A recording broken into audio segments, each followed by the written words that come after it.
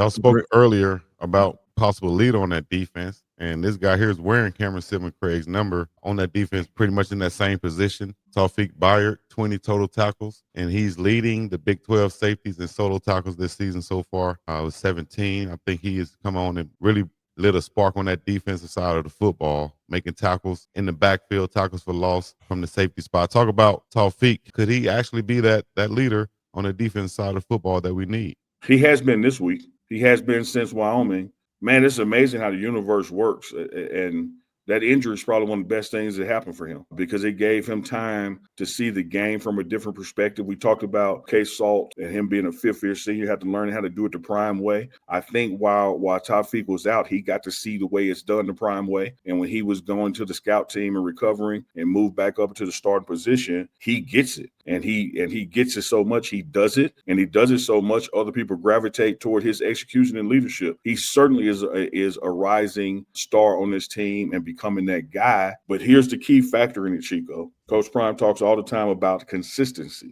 We saw it against Wyoming. We got to see it against BYU. We got to see it against Iowa State. We got to see it. You know, it has to be because, again, when you talk about Cameron Silver Craig and that number 7, you saw it happen time and time again. It was not a game off or we did it this time and didn't do it this time. It was consistent. Tawfiq just needs time on the field to prove he's consistent. I think it's there. I believe it's there. He just needs more game reps for everybody else to go like, nope, that's our guy. I mean, and we can all speak to this about consistency, but you know how good it is to know where somebody's going to be? And I think that's one of the biggest things when you have a safety that plays, what they call on the roof or who plays up top and can play in the box, but he's going to be where he's supposed to be. And I think that's one of the biggest things that I think Bayard is, that I've seen. I'm like, I'm not in the game, the install meetings, but he looks to be in position, and he looks to be able to make plays when he gets in position. And so, just having a guy like that and on the back end can do wonders for a defense. And just since the beginning of that Houston game, the 1-2 factor from him has been off the charts. It's one of those things that's sometimes hard to put a finger on, but when you see it, you know it. And he's a guy that is putting everything out there on the line. And like Neely said, it seemed like, kind of like Caden Salter, maybe just kind of needed that a little bit of a wake-up call to just really pull it together. And when he committed to Colorado, I reached out to some guys that cover USF, and he was a real valuable part of that program last year for their football team that went to a bowl game, and they really missed him in the bowl game. So he's certainly come in and kind of found his niche here. What's up, y'all? It's Jordan Sheehan here, offensive tackle for the University of Colorado. And when I want to learn about sports, I check into the morning run.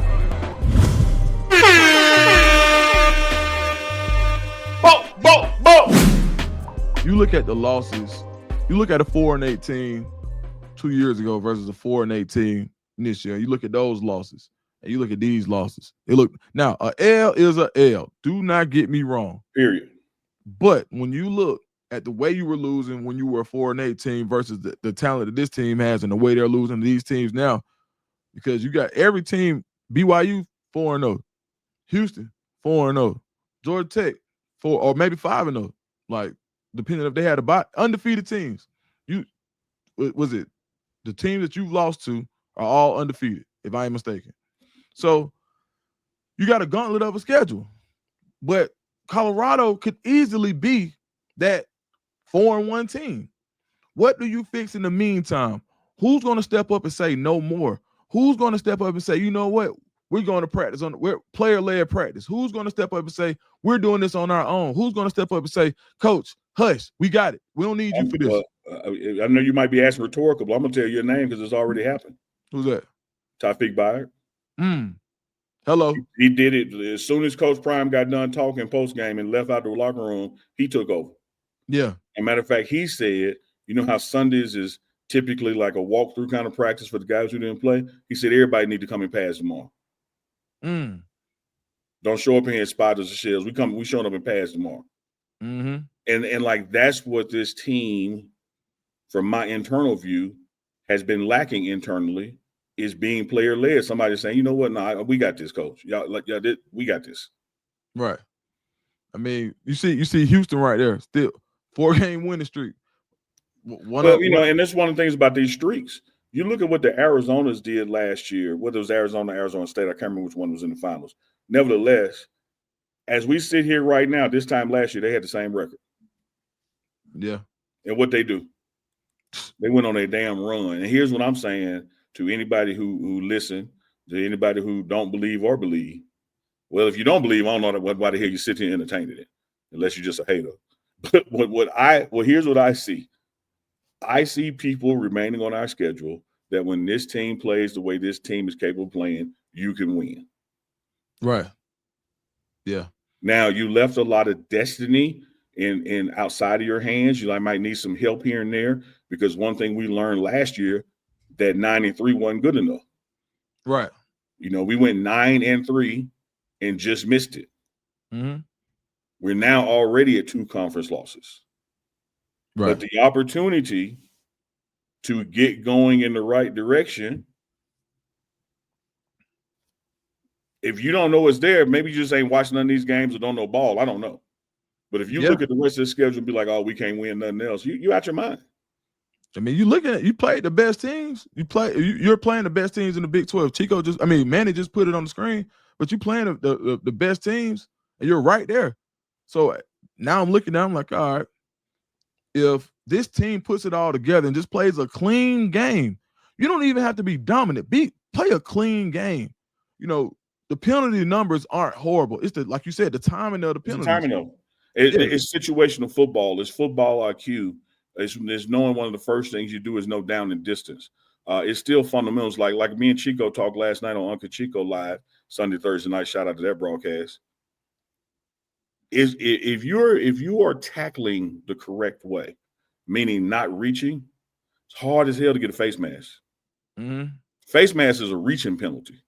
Mm-hmm. Like you lunging out trying to grab something. If you go ahead and get there with your feet and body, you're not gonna get a face mask. Right.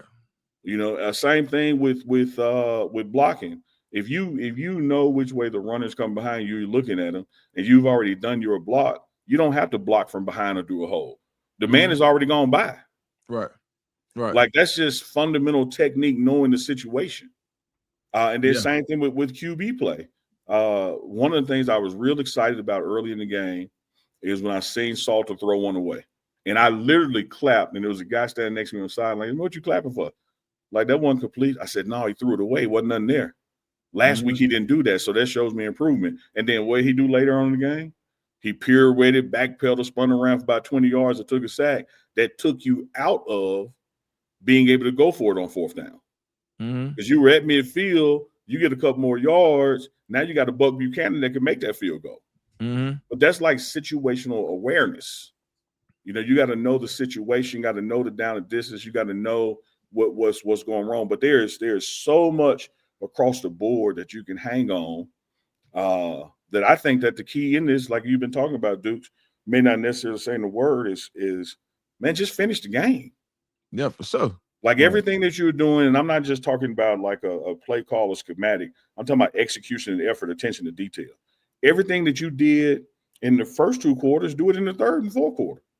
Instead of assuming we got this, we're comfortable winning 14-10, you know, or 14-7 or 14-3. Take that mentality out your head and go like, no, I want to be 28-3. I want to do what Notre Dame did, even though the game is over.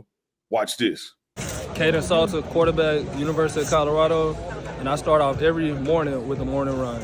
Coach. My dog on? Yes, sir. Dukes a quit on? He was sitting in and walked off again. Hey, think I wasn't going to give my dogs a platform. That's a lie. The devil is a lie. Think my dogs weren't going to get to sit up here with ESPN and Network and everybody else. That's a lie. Well, How they think I'm not going to put it on for my dogs that's been holding us down when nobody was holding us down. Had our back when nobody had our back. Saw in the future when nobody wanted to take that beat. How can I not?